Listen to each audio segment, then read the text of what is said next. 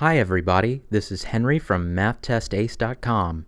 Today we're going to solve a word problem that you might see in Algebra 1 or on the SAT. To get the answer, we're going to translate the words into an equation, which is something that I explain how to do at MathTestAce.com. I'll put a link just below this video so you can read more about what's really a powerful technique for solving all kinds of word problems. Here we have the word problem, half of what number is 11 less than that number.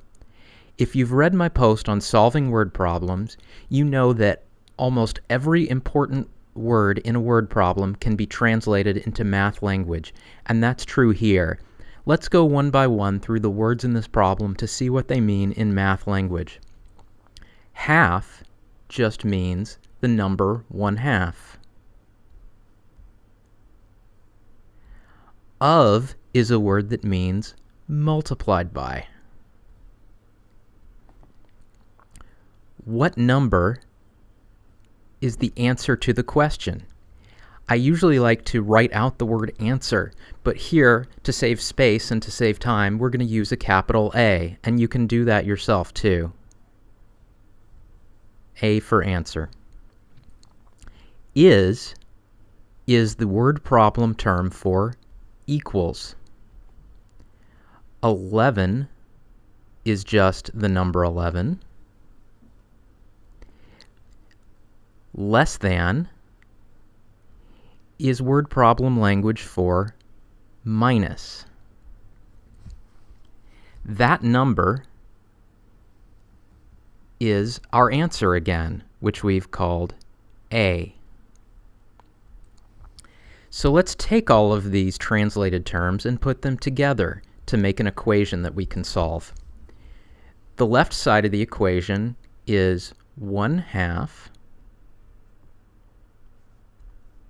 times A. The right side of the equation is a little trickier. If you're just reading left to right, you might say that it's equals 11 minus A. But when you have less than in a problem, it's likely to be the other way around, A minus 11. And if you think about it, let's say that A was 100. 11 minus A is negative 89, but that's not 11 less than A, which is positive 89. So when you see 11 less than A, what it really means is A minus 11. So A minus 11. Now we have an equation we can solve, and we're trying to get A. When you have an equation like this, the first thing you want to do is get all of the unknown terms, which here is A, onto one side of the equation. And the way we're going to do that here is by subtracting 1/2 times A from both sides of the equation. So if we write it out, we have 1/2 times A minus 1/2 times A equals A, and this is where we do our subtraction of the 1/2 times A, minus 1/2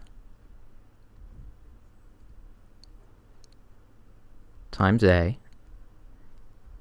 minus 11. Don't forget that we still have the minus 11 here. 1/2 times A minus 1/2 times A is 0, which we knew would happen because that's why we subtracted 1/2 times A in the first place. On the right side, A minus 1/2 times A is just 1/2 times A.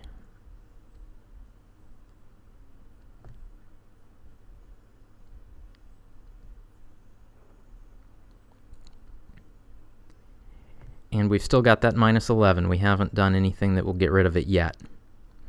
But now we will. Let's add 11 to both sides of the equation so we can get all our numbers on the other side of the equal sign from 1/2 times a. So 0 plus 11 equals 1/2 times a